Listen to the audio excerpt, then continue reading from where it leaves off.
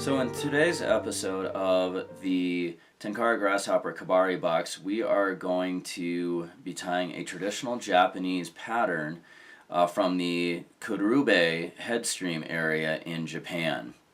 This is a quick, simple, easy pattern. Anybody can tie it. It takes anywhere between a minute and a half and 3 minutes. I'm going to take my time with this to make sure that you guys can really see the details. But it is definitely a very, very good pattern. I've used it in Colorado and a number of other places, and it has been a really, really high quality production fly for me. So, on that note, let's go ahead and get started. Alright, so we are going to go ahead and tie the Kurobe Headstream fly. I'm using a Sabre hook 7221 nymph hook. It's also a dry hook as well. I'm going to use black thread to tie that in.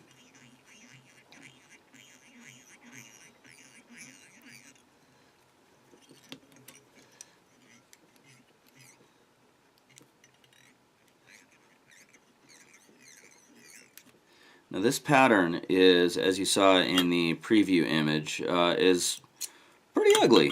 I will say it is definitely a fly for catching the fish, not for a beauty contest when it comes to anglers. But that being the case, I have used this fly multiple times here in Colorado, and I've had really, really good action on this. So it's a pretty cool, good pattern that just about anybody can use. I'm using a 6/0 thread from Uni. I really, really like the heavier duty, thicker thread. Just helps me build up a body a little bit more. But you know, each tire has their own preferred thread and all that stuff. So I like to have a pretty thick, defined head on my Kebari patterns. So we're just going to use a furnace hackle. This is actually a rooster hackle, so I went with something that was, you know, just a little bit different from the standard, but still a really, really pretty looking pattern. So I'm going to cut that off there, get that tied down. What I really, really like about the Kurobe is when people are learning how to tie flies, we typically end up teaching the Ishigaki Kebari, you know, but I think this is another cool pattern, and this would be a great pattern for those that are just learning the whole practice of fly fishing. So rather than actually wrapping it right at the top of the body, we're going to wrap down on the body to the bend of the hook. Get that tied down nice and tight. Go ahead and bring my basket in here. We'll clip all that off. Get that cleaned up a little bit, and I'm just going to give it a couple extra little finishing wraps just for myself more than anything. Again, this is not a finish for the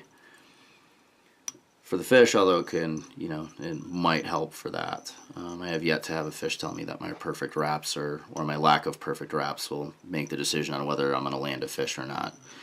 So we've got that tied in there, and then I'm going to go ahead and grab the whip finisher. We're going to just set that up, and 1, 2, 3, 4. Pop that guy loose there. And just for a little extra durability, I always like to put a little Griff's thin head cement right on the butt using a bodkin. Get a nice little drop right on there, spread it around on the butt of the fly. And that, ladies and gentlemen, is a Kurobe Headstream Kebari pattern out of Japan. Pretty cool pattern. Go ahead, tie this one up, take it out, and tie it, and let me know what you guys think. Thanks very much, folks. Have a great day. Thanks for watching this episode of the Tenkara Grasshopper Kebari Box. I want to thank Brook Fishing Equipment for sponsoring today's episode. Brook Fishing Equipment makes fly boxes using a silicone liner that is either slitted or unslitted. This is the current box that I am actually using for every one of my trips that I go out on the water. If you'd like to check these boxes out in person or order one, head on over to tenkaragrasshopper.com, head to the home page, and over on the right hand side you are going to find a link to Brook Fishing Equipment. Go ahead and click on that link and order a box today.